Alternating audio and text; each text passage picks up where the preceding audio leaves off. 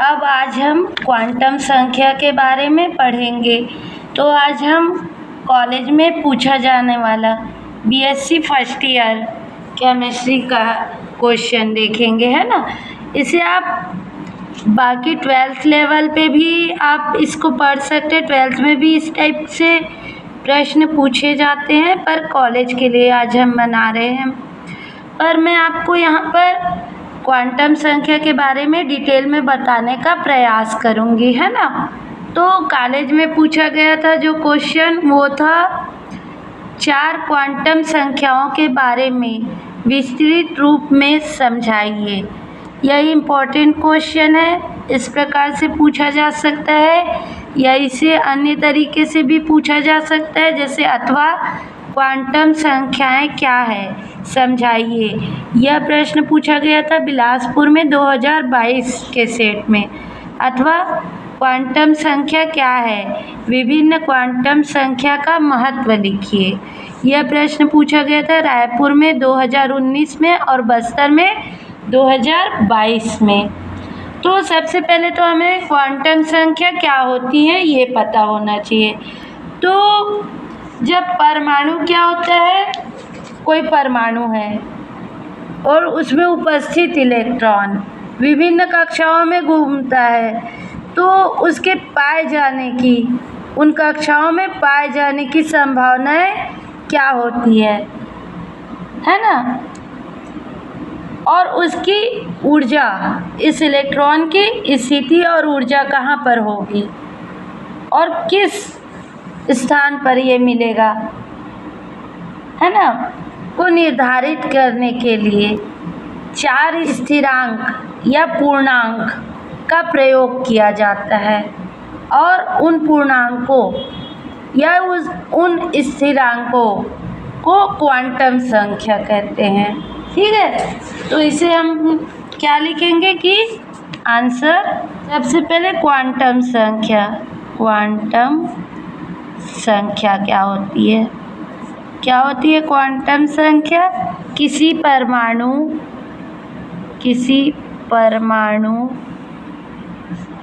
में इलेक्ट्रॉन की स्थिति, किसी परमाणु में इलेक्ट्रॉन की स्थिति व ऊर्जा का ज्ञान होने के लिए क्वांटम यांत्रिकी व स्पेक्ट्रोस्कोपी के आधार पर दिए गए मानों को क्वांटम संख्या कहते हैं। मतलब कि जो इलेक्ट्रॉन की स्थिति और ऊर्जा हमको पता होती है, उसके आधार पर क्वांटम यांत्रिकी और स्पेक्ट्रोस्कोपी के आधार पर मान निकालते हैं। उन मानों को क्वांटम संख्या कहते हैं। मतलब कि किसी परमाणु में किसी इलेक्ट्रॉन को पूर्ण रूप से दर्शाने के लिए और उसकी सही स्थिति का निर्धारण के लिए जिन स्थिरांकों का या लिख सकते हैं इसको कि किसी परमाणु में किसी इलेक्ट्रॉन की पूर्ण रूप से अभिव्यक्ति के लिए, मतलब कि उसकी सही स्थिति के लिए, है ना, मतलब सही स्थिति व ऊर्जा के निर्धारण के लिए 4 स्थिरांकों का उपयोग किया जाता है, जिन्हें क्वांटम संख्याएं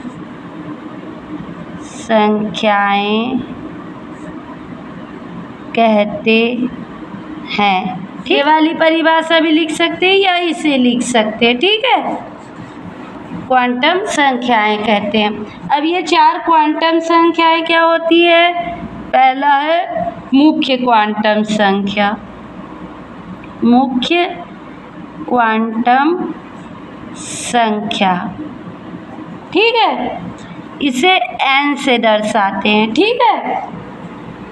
मुख्य क्वांटम संख्या ये क्या दर्शाता है? मुख्य ऊर्जा स्तर को, मुख्य ऊर्जा स्तर को बताता है, ठीक है।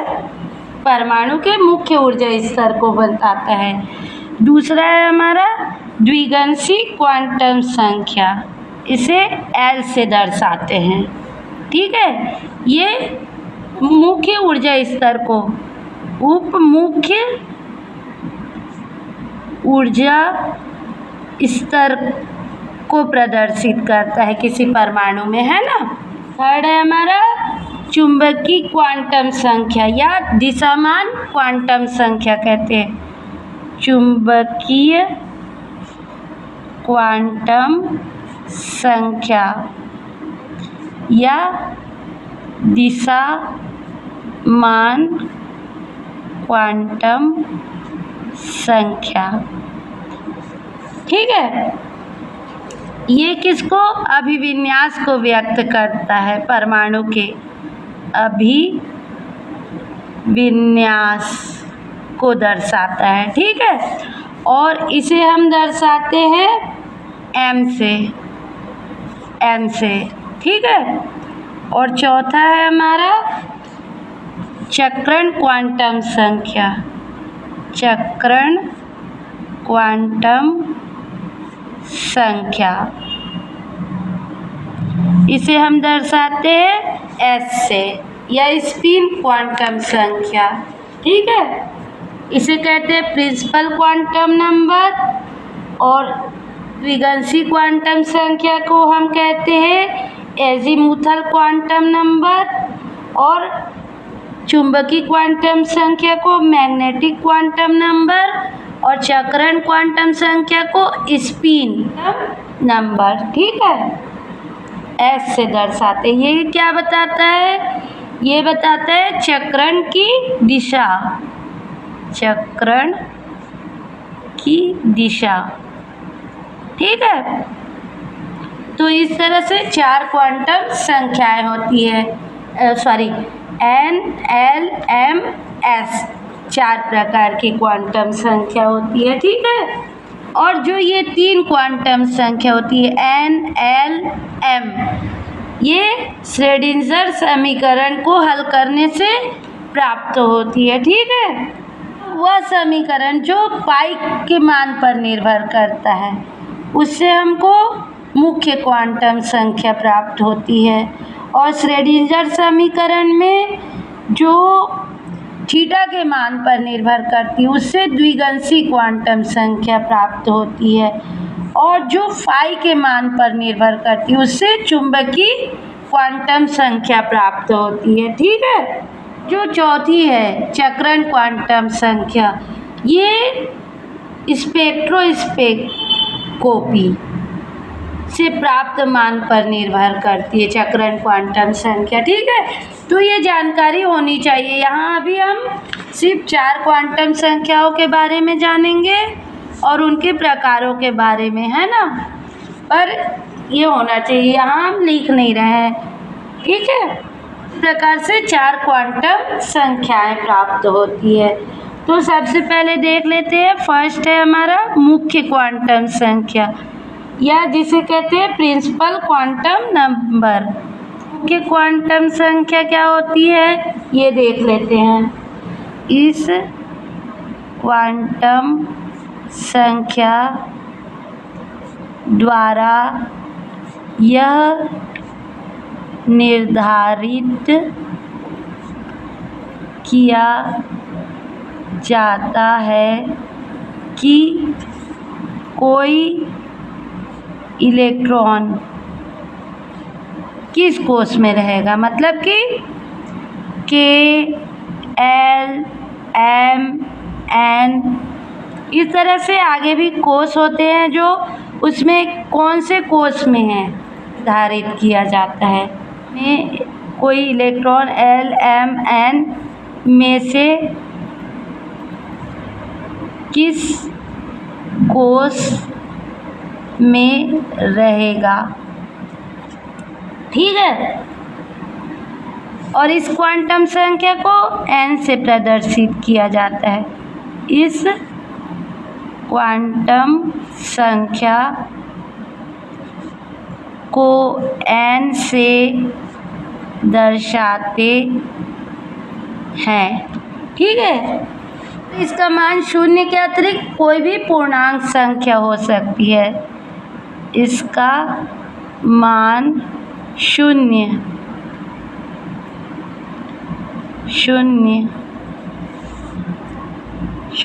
के अतिरिक्त कोई भी पूर्णांक संख्या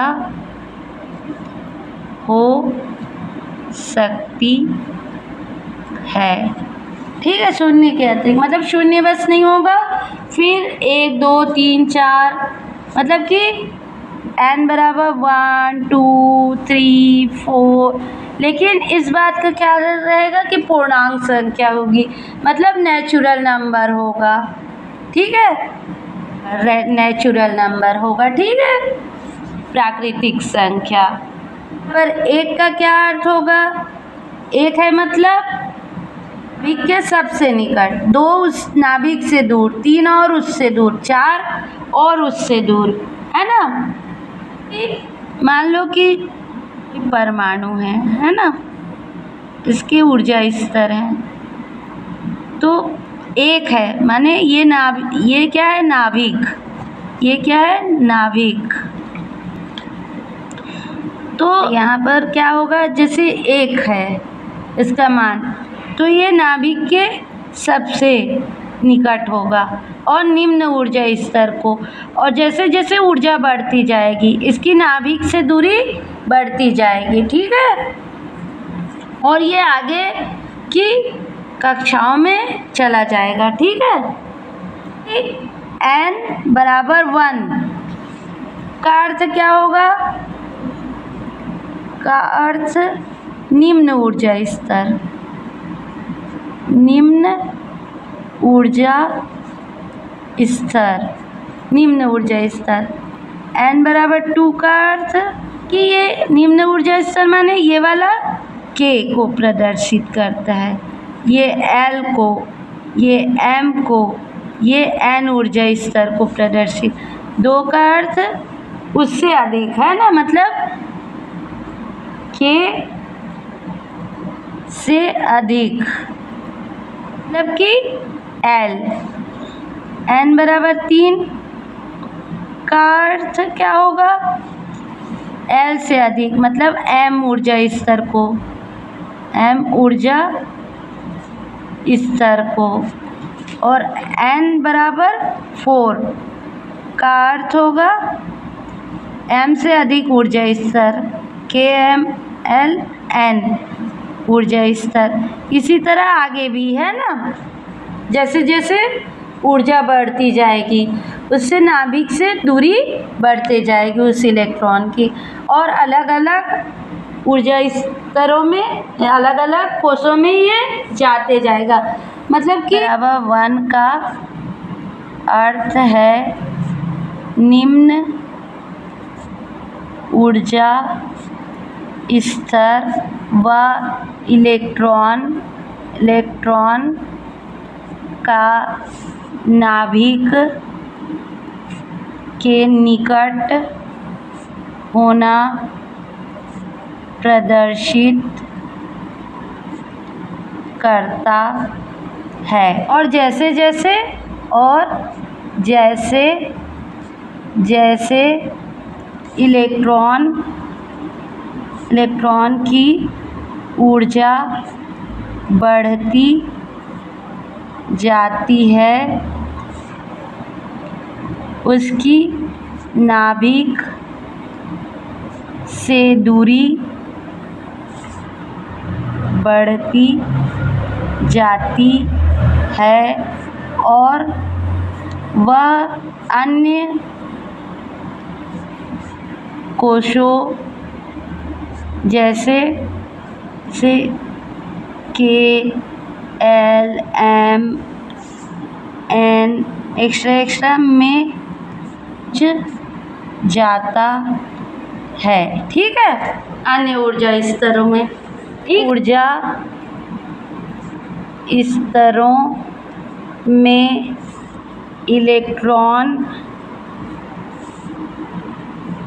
इलेक्ट्रॉनों की अधिकतम संख्या 2n² होती है। मतलब कि जो ये कोश होते हैं अलग अलग कोश में, इस पर इलेक्ट्रॉन किस प्रकार से भरे जाते हैं?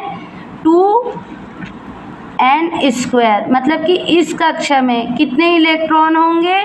2n के हिसाब से होंगे, तो 2 फिक्स है और n का मान लो 1 रखे, 2n 1², तो 1 का 1 हो गया और 2 से गुणा हुआ तो 2। मतलब कि जो ये प्रथम कोश है के, उस पर 2 इलेक्ट्रॉन आएंगे और 2n² के अनुसार ही ये हमेशा भरे जाएंगे। मतलब कि पहली कक्षा में 2 इलेक्ट्रॉन, दूसरी कक्षा में यदि n की जगह 2 रखे तो 2 दूनी 4 और 4 गुणित 2 किए तो 8 हो जाएगा। तो सेकेंड कोश में मतलब L में 8 इलेक्ट्रॉन पाए जाएंगे, मिलने की संभावना है। उसी तरह m तो 2n² के अनुसार भरते हैं। ठीक है, होती है। ये ऊर्जा स्तर, ये ऊर्जा स्तर क्या कहलाते हैं? ये ऊर्जा स्तर कक्षा या कोश, कक्षा। ठीक है, ऑर्बिट कोश, जिसे क्या कहते हैं? शेल भी कहते हैं। ठीक है,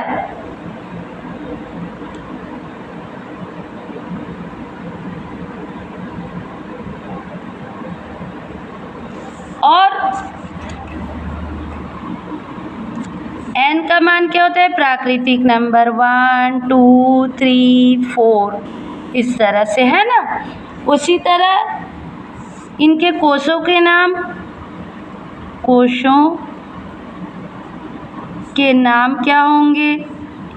प्रथम के लिए K, फिर L कैपिटल में रहेगा, M, N, इसी तरह आगे कोश, है ना।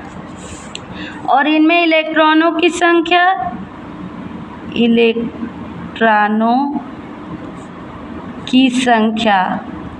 इन कोशों में इलेक्ट्रॉनों की संख्या क्या होगी? 2n² के नियम से होगी। तो पहले कोश में 2n² के हिसाब से 2, 8, फिर 18, फिर 32, इस तरह से इनमें इलेक्ट्रॉन पाए जाएंगे। ठीक है, और इनका ऊर्जा क्रम क्या होगा?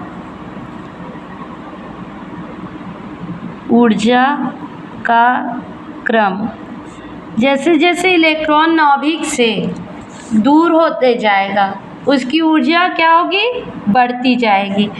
तो K, फिर जिधर इसका मुख खुला रहता है उधर बड़ी होती है ना, और जिधर बंद होता है उधर छोटी है। K, L, M, N इस तरह से। ठीक है, आगे भी। ठीक है, तो ये क्या है? मुख्य क्वांटम संख्या। ठीक, द्विगंशी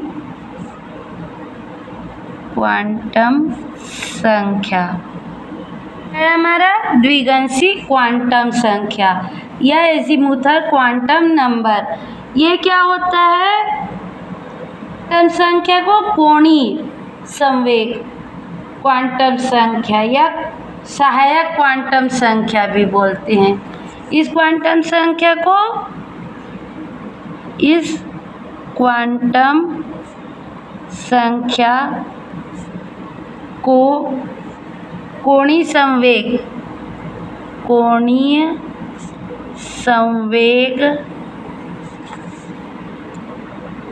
क्वांटम या सहायक क्वांटम संख्या भी कहा जाता है। ठीक है, और इसे L से प्रदर्शित करते हैं। ठीक है, इसे L से दर्शाते हैं। ठीक है, क्या करते हैं, इलेक्ट्रॉन के उपकक्षा और कोणीय संवेग को निरूपित किया जाता है। इसके द्वारा इलेक्ट्रॉन के उपकक्षा व कोणीय संवेग को निरूपित किया जाता है। n के किसी भी मान के लिए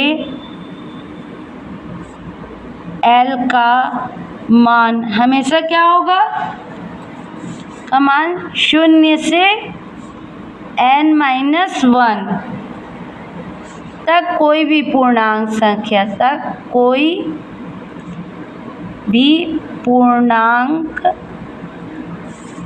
संख्या का है। ठीक है, जैसे कि अतः लिख लेते हैं। अतः जैसे कि यदि n बराबर क्या हो गया 1, ठीक है, तो क्या होगा, n-1 तक हो सकता है ना। तो n बराबर 1 रखे यहाँ पर, तो ये क्या आ गया, L बराबर 0। ठीक है, उसी प्रकार n बराबर 2 रखे तो यहाँ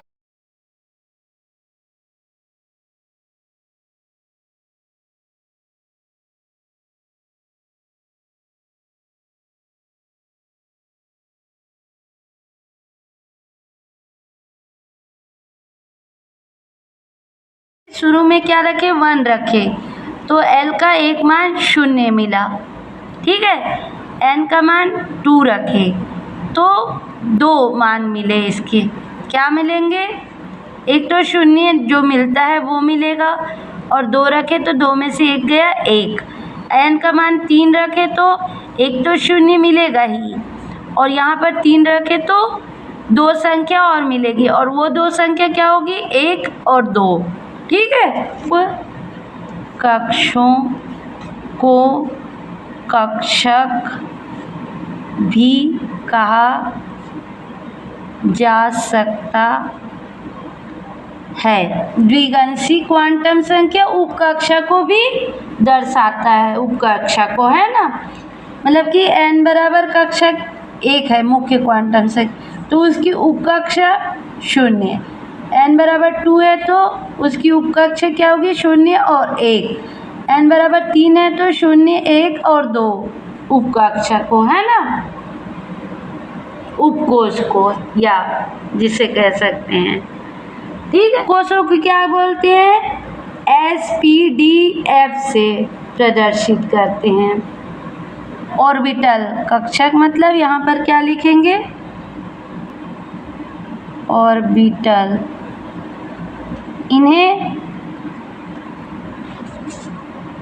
SPDF स्मॉल से, है ना,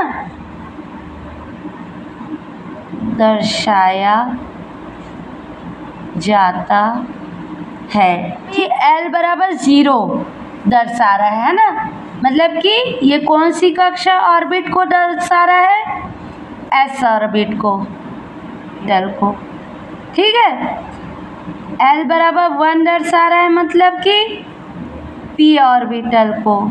ठीक है, L बराबर 3 d ऑर्बिटल को दर्शा रहा है और L बराबर 4 F ऑर्बिटल को। ठीक है, इस प्रकार से कक्षक को द्विगंशी क्वांटम संख्या प्रदर्शित करता है। ठीक है, तीसरा है चुंबकीय क्वांटम संख्या। चुंबकीय क्वांटम संख्या या इसे कहते हैं मैग्नेटिक क्वांटम नंबर।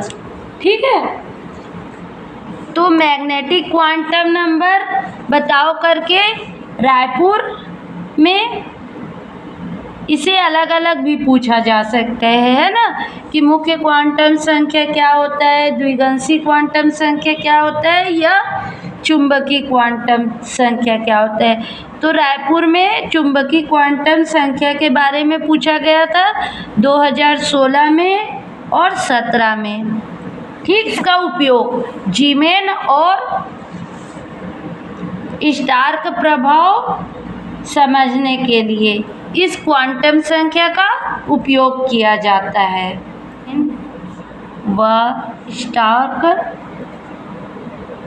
प्रभाव को समझने के लिए इस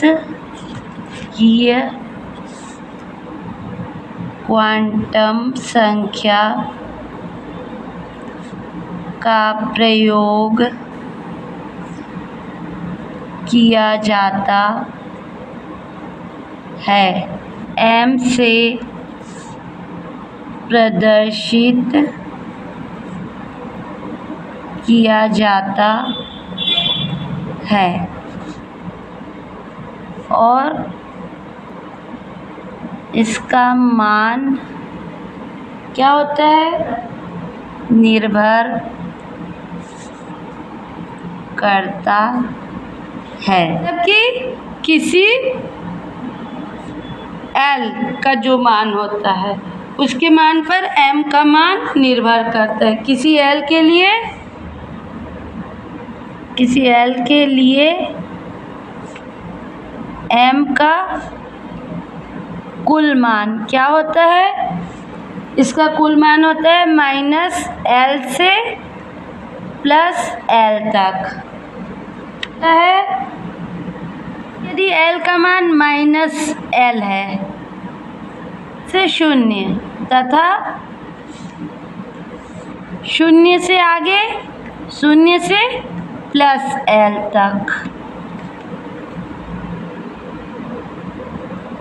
जिसमें 0 भी शामिल होता है, मतलब 0 को भी माना जाता है इसका मान। ठीक है, M बराबर होता है -L 0 और +L। ठीक है, यदि L बराबर 0 तो M का मान क्या होगा, M बराबर भी 0 हो जाएगा, सब है ना, ये 0 ये 0 ये 0, तो M बराबर 0 मिला। अब यदि L ये सिमिलर है ना, यदि L बराबर 1 तो M के कितने मान मिलेंगे, L बराबर 1 रखे तो यहाँ पर क्या मिलेगा, M बराबर यहाँ 1 रखे तो -1 और 0 के साथ 0। ठीक है, और यहाँ पर L बराबर 1 रखे तो +1। ठीक है, मतलब L के 1 मान के लिए M का कितना मान मिलेगा, -1 0 और +1। ठीक है, इसी प्रकार यदि L बराबर 2 तो M का मान क्या होगा, -2। ठीक है, और -1 भी मिलेगा। ठीक, और 0, और यहाँ पर भी वैसे ही सेम +1 और +2। मतलब यदि L बराबर 2 रखे तो M के 5 मान मिलेंगे और L बराबर 1 रखे तो M के 3 मान मिलेंगे। ठीक है, L के किसी मान के लिए M के कितने मान मिलेंगे? 2L + 1 मानों की संख्या होगी। इस प्रकार L के किसी मान के लिए M के संपूर्ण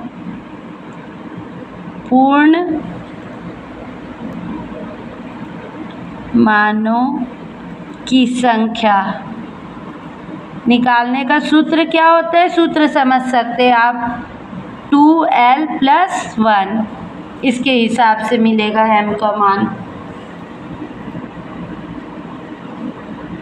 सूत्र है, समझ सकते हैं हम सिंपल तरीके से। ठीक है, इसमें रख के हम M के मान ज्ञात कर सकते हैं कि L के इस मान के लिए M के कितने मिलेंगे। ठीक है, संख्याओं को क्या बोलते हैं? आकाशीय अभिविन्यास। इन क्वांटम संख्याओं से आकाशीय अभिविन्यास का ज्ञान होता है कक्षकों के। क्वांटम संख्याओं से इन क्वांटम संख्याओं से कक्षकों के आकाशीय अभिविन्यास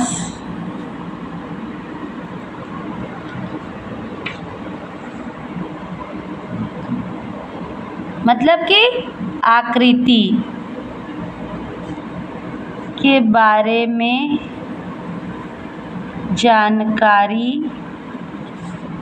प्राप्त होती है। अब कक्षकों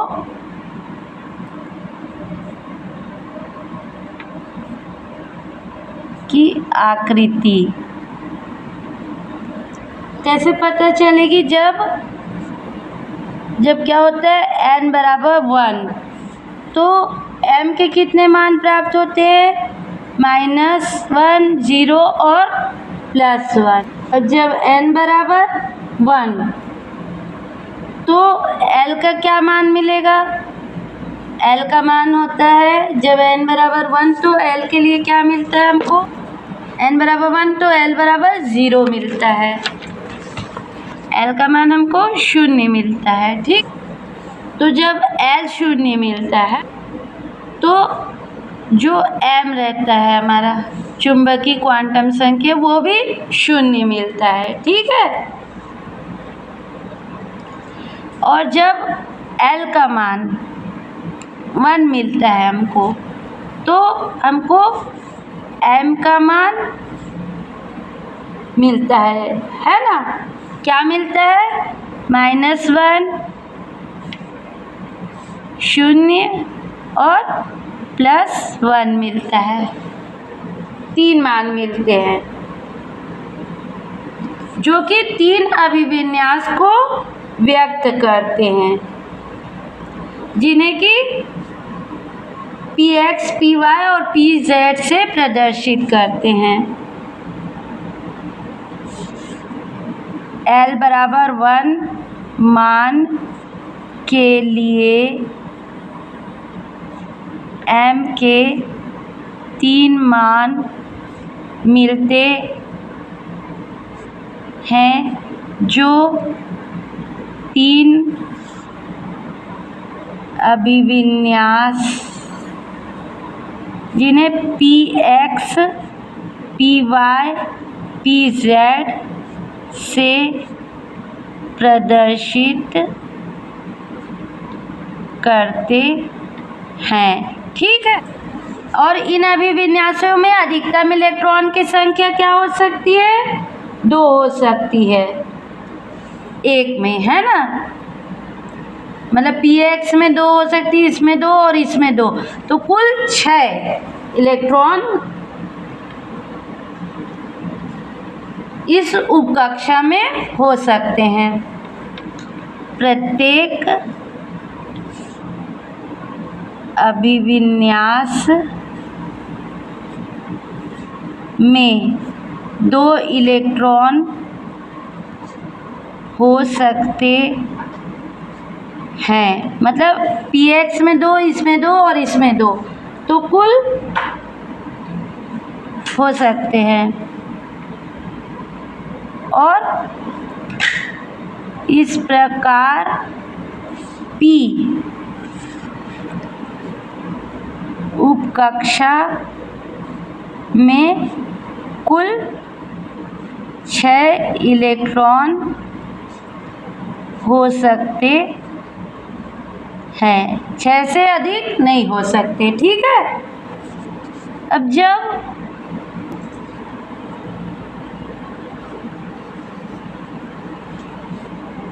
n बराबर 3 तो L बराबर 0, 1 और 2, अतः क्या होगा? L बराबर 2। जब n बराबर 3 रखे यहाँ n बराबर 3 तो L के कितने मान प्राप्त होंगे? 0, 1 और 2। ठीक है। तो L बराबर 2, तो L बराबर 2 प्राप्त होगा तो यहाँ पर L बराबर 2 के लिए कितने मान प्राप्त होते हैं? 5 मान। M के लिए M के 5 मान संभव हैं। ठीक है। क्या होते हैं? M बराबर -2, -1, 0, +1 और +2। तो इस प्रकार L बराबर 2 के लिए d ऑर्बिट S हो गया, P हो गया। अब d ऑर्बिट, d उपकक्षा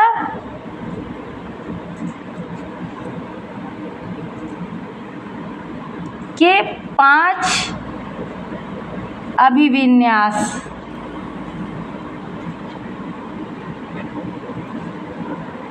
होते हैं। ठीक है। मतलब d ऑर्बिट के लिए 5 अभिविन्यास होते हैं इस तरह से, 1 2 3 4 5। इस पर इलेक्ट्रॉन भरे जाते हैं। ठीक है। जिन्हें DYZ, पहले Y वाला आएगा, फिर X वाला आएगा, X से, फिर DXY स्क्वायर, फिर DX स्क्वायर ऋण Y स्क्वायर तथा DZ स्क्वायर से दर्शाते हैं। ठीक है। मतलब जो D उपकोष होता है वो 5 भागों में होता है इस तरह से, 1 2 3 4 5। जो ये वाला होता है DYZ होता है, ये DXZ, ये DXY स्क्वायर, ये DX स्क्वायर ऋण Y स्क्वायर और ये DZ स्क्वायर। इसमें इलेक्ट्रॉन भरे जाते हैं। ठीक है। तो सबसे पहले इस पे जाएगा, फिर इस पे, फिर इन लोगों में जाएंगे, है। तो इस प्रकार से। ठीक।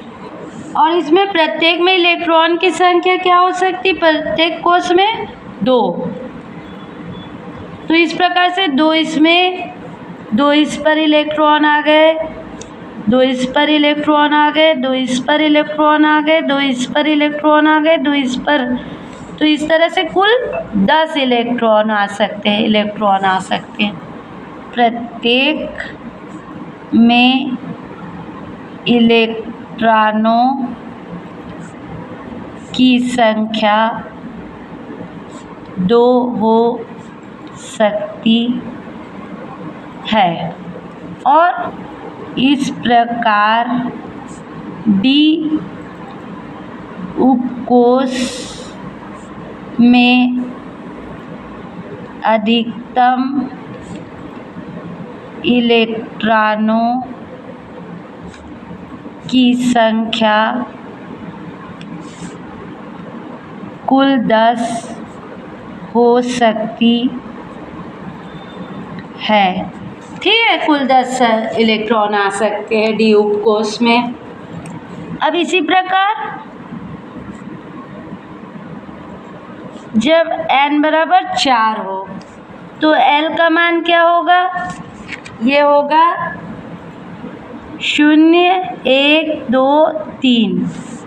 ठीक है, तो L बराबर 3 के लिए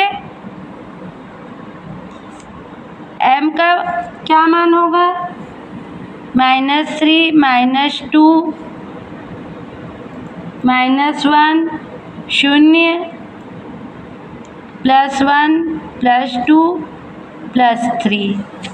जब यहाँ पर रखेंगे, है ना, ये वाले सूत्र में -L से +L तक वाले में, मतलब कि 2L + 1 में रखे। क्या रखे? L बराबर 3, तो 3 दूनी 6 और 1 7 मान मिलेंगे m के, है ना। तो 7 मान कैसे होंगे? यहाँ पर जैसे 5 मान मिले थे तो -2 से, तो -3 से, -3, -2, -1, 0, +3, +2, +1, है ना। तो वही यहाँ पर मिले हैं। ठीक है, 7 मान मिले, है ना। मतलब कि F उप ऊर्जा स्तर में, F उप ऊर्जा स्तर में, अतः 7 अभिविन्यास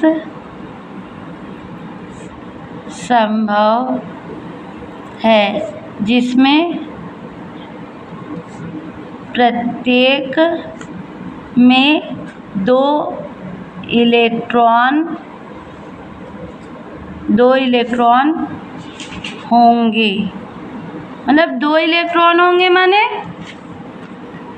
कुल, मतलब कि F ऑर्बिट के लिए कितना, इस तरह से 7 डिब्बे मिल जाएगा। 1, 2, 3, 4, 5, 6, 3, 6 और 1 7, और प्रत्येक में 2 इलेक्ट्रॉन होंगे।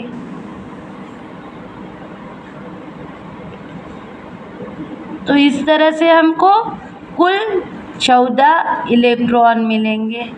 ठीक है, इस अभिविन्यास में F उप कक्षा में। तो इस प्रकार F उप कक्षा में कुल 14 इलेक्ट्रॉन होंगे। ठीक है, पाए जाने की संभावना रहती है। ठीक है, ठीक।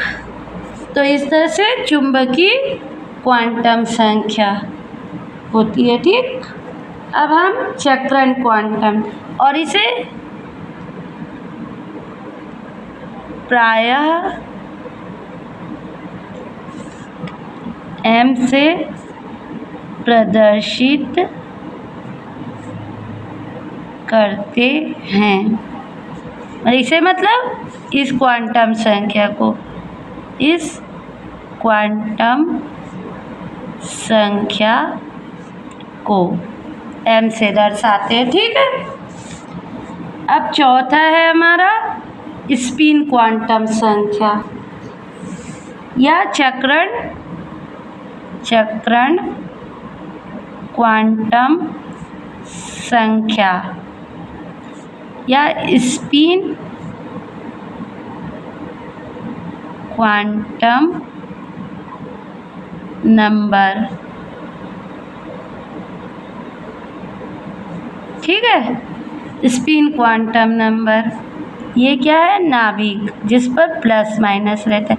अब कोई भी इलेक्ट्रॉन नाभिक के चारों ओर घूमता है ना। तो ये जो इलेक्ट्रॉन है ये इसके चारों ओर घूमता है नाभिक के, तो ये अपनी दूरी पर भी मतलब इसके इस दूरी पर भी घूमते रहता है जिस पर वो घूमता है। ये पूरा चक्कर लगाता है और अब खुद में भी चक्कर लगाता है ना। इसे एस से दर्शाते हैं, इसे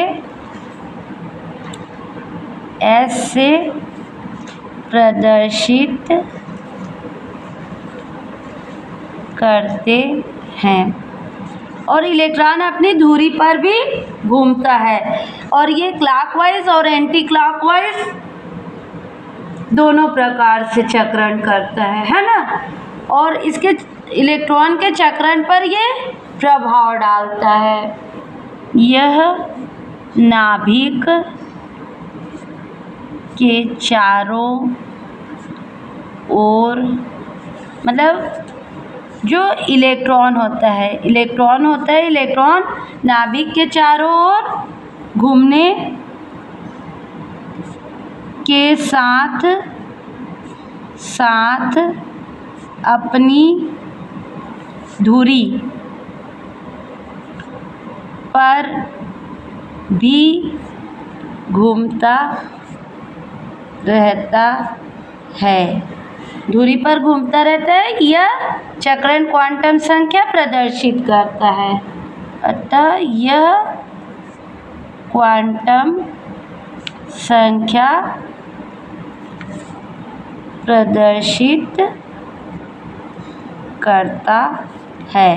मतलब चक्रण क्वांटम संख्या क्या प्रदर्शित करता है कि जो इलेक्ट्रॉन है वो नाभिक के चारों ओर घूमने के साथ ही साथ अपने धुरी पर भी घूमता रहता है। यह चक्रण क्वांटम संख्या प्रदर्शित करता है ना। और इसके कारण ये इलेक्ट्रॉन पर इफेक्ट भी डालता है, इलेक्ट्रॉन की दिशा पर, कि ये क्लॉकवाइज घूमेगा या एंटी क्लॉकवाइज। ये भी इसके धुरी पर घूमने के कारण होता है। क्वांटम संख्या प्रदर्शित करता है कि इलेक्ट्रॉन क्लॉकवाइज घूम रहा है, मतलब दक्षिणावर्त या वामावर्त। इलेक्ट्रॉन का चक्रण की दिशा कौन सी है? चक्रण की दिशा दक्षिणावर्त, मतलब कि क्लॉकवाइज या वामावर्त, मतलब एंटी क्लॉकवाइज। मतलब दक्षिणावर्त या वामावर्त किस दिशा में घूम रही है, ये इसके चक्रण के कारण पता चलता है ना। मतलब कि इलेक्ट्रॉन किस दिशा में, एंटी क्लॉकवाइज घूम रहा है कि क्लॉकवाइज, इस क्वांटम संख्या द्वारा हमको पता चलता है। और इसे एस से प्रदर्शित करते हैं। और ये आधे चक्रण में होता है ना। जो एस है, एस का मान प्लस माइनस 1/2 होता है इसका आधा चक्रण। मतलब कि या तो एस बराबर प्लस 1/2 हाफ चक्कर काटता है, या एस बराबर माइनस हाफ होता है। चक्रण को प्रदर्शित करता है, हाफ चक्रण को, ठीक है। और जब दो इलेक्ट्रॉन एक ही दिशा में चक्रण करते हैं, जब दो इलेक्ट्रॉन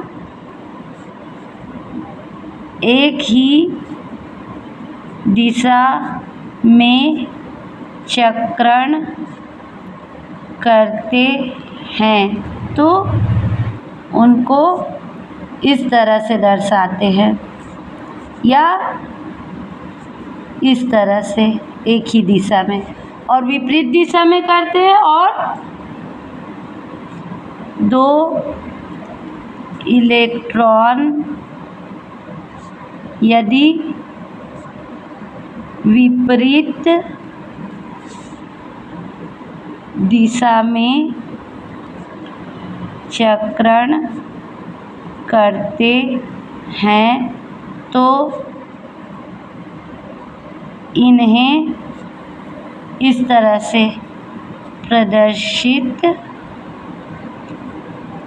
करते हैं। विपरीत दिशा में रहता है तो एक ऊपर की तरफ लगाते हैं, एक नीचे की तरफ, इस तरह से दर्शाते हैं। ठीक है, और इन्हें क्या कहते हैं?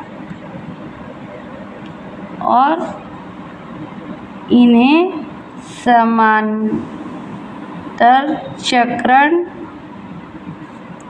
या युग्मित चक्रण कहते हैं, जो इस तरह से दर्शाते हैं इसे। अब क्वांटम संख्याओं का महत्व क्या है? क्वांटम संख्याओं का महत्व। अब जो 4 क्वांटम संख्या है, क्या क्या? मुख्य क्वांटम संख्या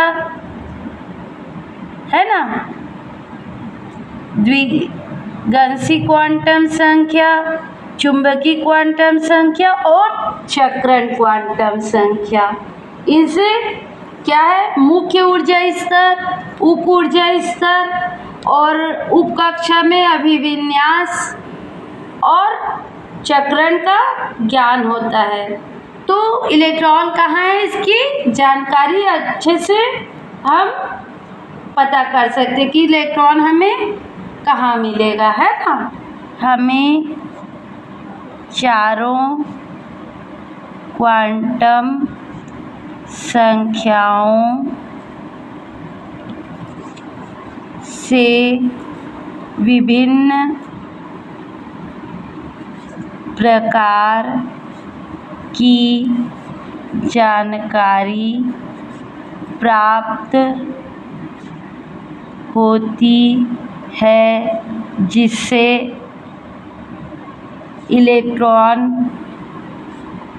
के किसी जानकारी प्राप्त होती है जिससे कि इलेक्ट्रॉन किस कक्षा में है, यह आसानी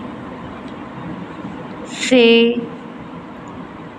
जाना जा सकता है। मतलब उसकी स्थिति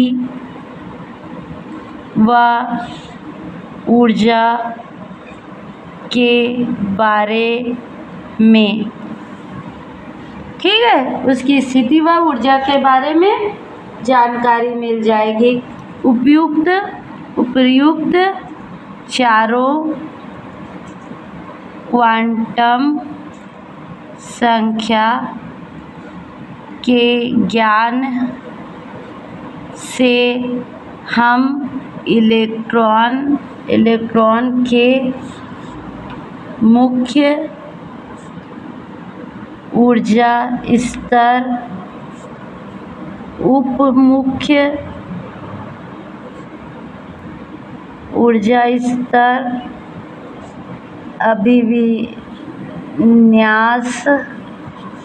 में इलेक्ट्रॉन की स्थिति तथा उसके चक्रण के बारे में ज्ञान हो जाता है।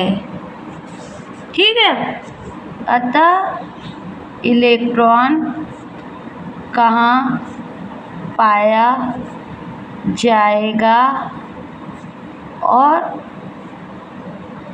उसकी ऊर्जा स्थिति का पूर्ण ज्ञान प्राप्त होता है। ठीक है, तो अब एक एग्जाम्पल कर लेते हैं। अब जैसे कि एक नाइट्रोजन परमाणु के इलेक्ट्रॉनों के लिए चारों क्वांटम संख्याओं के मान लिखने हैं। नाइट्रोजन परमाणु के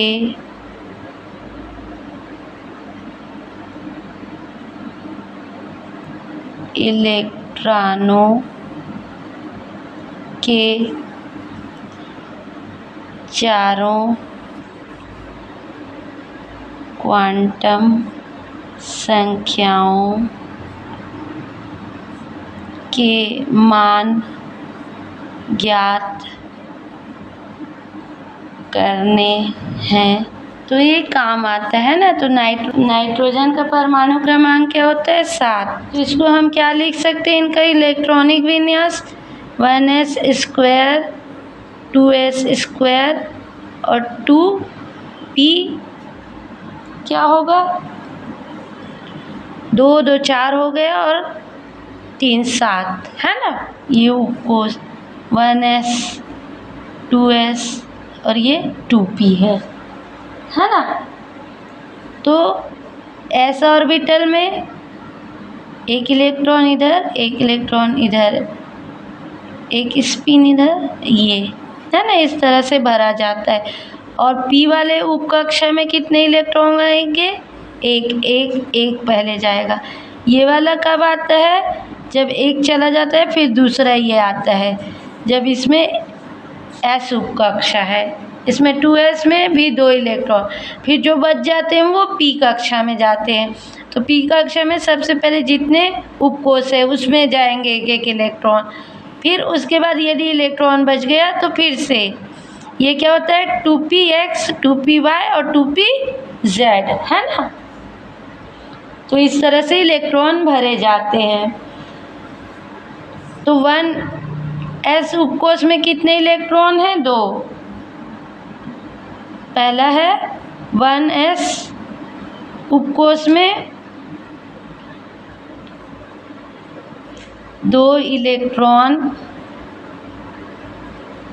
है, ठीक है। मतलब कि n बराबर 1, ठीक है।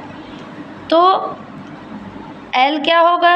L क्या होता है? n-1। तो 1 और 1 0 हो जाएगा, है ना। और m क्या होगा इसके लिए? m होता है 2l, l बराबर 0, तो m बराबर भी 0 हो जाएगा, ठीक है। और जो स्पिन क्वांटम संख्या होगी इस पर ये जो है +½ होता है और ये -½ पूर्ण चक्र, तो यहाँ पर +½ आ जाएगा, ठीक है। स्पिन क्वांटम संख्या। अब ये क्या है?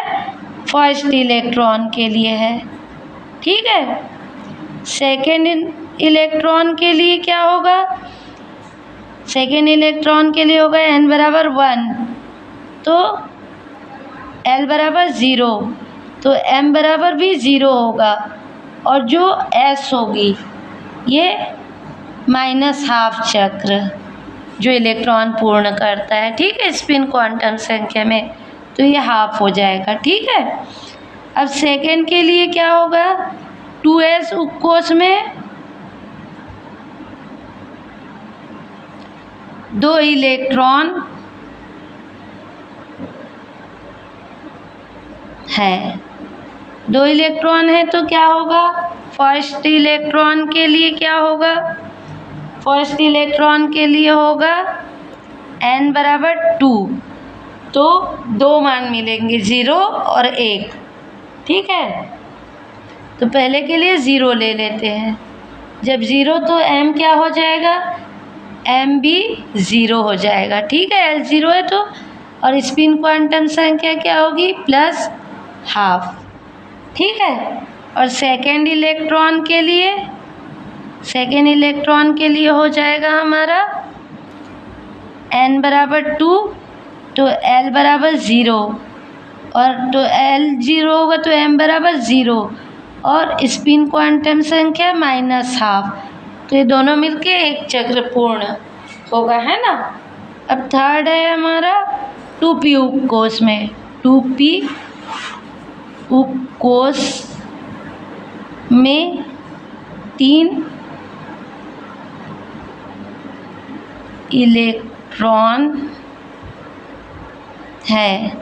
अब 2 कोष में 3 इलेक्ट्रॉन हैं तो उसके लिए क्या होगा, 2p कोष के फर्स्ट इलेक्ट्रॉन के लिए क्या हो जाएगा, ये हो जाएगा n बराबर 2, तो l बराबर 1, ठीक है, n माइनस 1, तो 2 में से 1 गया 1, ठीक है। अब ये 1 मिला है ना l, तो m के 3 मान होंगे, 0, -1, 0 और +1।